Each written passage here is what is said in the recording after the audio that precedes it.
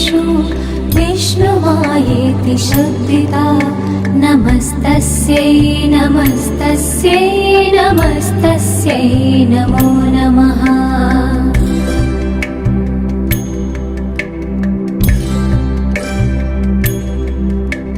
या देवी सर्वभूतेषु चेतनेत्यभिधीयते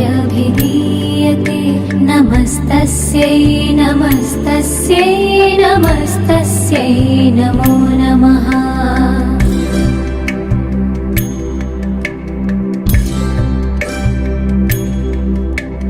या देवी सर्वभूतेषु बुद्धिरूपेण संस्थिता नमस्तस्यै नमस्तस्यै नमस्तस्यै नमो नमः।